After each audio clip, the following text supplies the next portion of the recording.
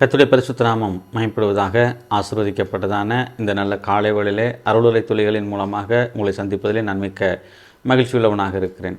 இன்றைக்கும் கூட வேதத்திலிருந்து சில காரியங்களை கற்றுக்கொள்ள தேவன் நமக்கு கிருபை செய்வாராக. நாம் வாசிப்போம். யோவானுக்கு எழுதின சுவிசேஷம் 6ஆம் அதிகாரம் அதனுடைய 51ஆம் வசனத்தை நாம் வாசிக்கலாம். யோவான் 6:51. நானே வானத்திலிருந்து இறங்கின ஜீவ அப்பம். இந்த அப்பத்தை புசிக்கிறவன் என்றென்றைக்கும் பிழைப்பான். நான் கொடுக்கும் அப்பம் உலகத்தின் ஜீவனுக்காக நான் கொடுக்கும் என் மாம்சமே என்றார். பிரியமானவர்களே, ஆண்டவராக இயேசு கிறிஸ்து தாம் வந்த நிலைமையை குறித்து சீஷரோடு பேசி கொண்டிருக்கிறார். பேசும் பொழுது என்ன சொல்லுகிறார் என்று சொன்னால், நானே ஜீவ அப்பமாக வானத்திலிருந்து உங்களுக்காக இறங்கி வந்தவர் என்று சொல்லுகிறார். காரணம் என்னவென்று சொன்னால், இந்த உலகத்திலே மனிதர்கள் உயிர் வாழ வேண்டும் என்று சொன்னால் போஜனம் தேவையாக இருக்கிறது. குறிப்பாக அவர் சொன்னது போல அப்பமாகிய ஆகாரம் அவசிய தேவை. உயிர் வாழ்வதற்கு அப்பம் எப்படி அவசியமோ அதே போல நித்திய ஜீவனுக்குள்ளாக வாழ வேண்டும் என்று சொன்னால் நம்முடைய ஆண்டவராகிய இயேசு கிறிஸ்து தேவையானவராக இருக்கிறார். அந்த நோக்கத்தை தான் இங்கே தம்முடைய சிஷ்யரோடு கூட ஜனங்களோடு கூட அவர் பேசுகிறவராக இருக்கிறார். பிரியமானவர்களே, நித்திய ஜீவனை கொடுக்கும்படியாக பரலோகத்தை விட்டு இறங்கி வந்த நம்முடைய ஆண்டவராக இயேசு கிறிஸ்து நம்மீது வைத்திருந்த அன்பினாலே ஜீவ அப்பமாக நமக்கு அவர் என்ன செய்கிறார்? காட்சியளிக்கிறார். ஜீவ அப்பமாக நமக்காக அவர் இறங்கி வந்திருக்கிறார்.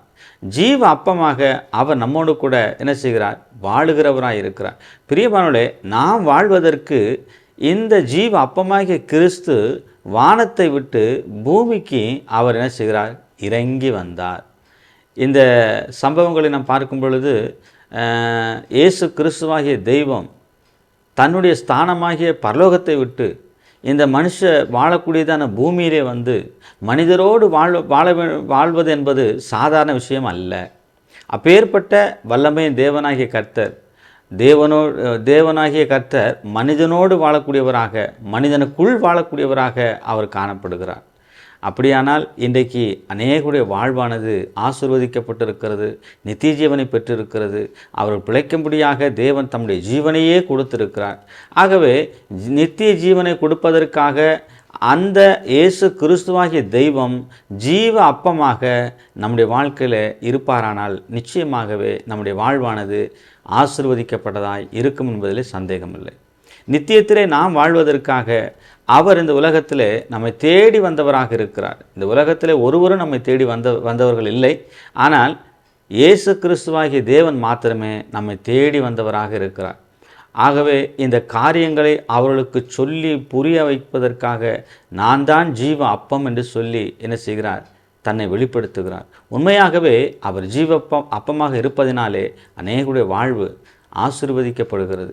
அநேகர் நித்திய ஜீவனை சுதந்திரித்திருக்கிறார்கள்.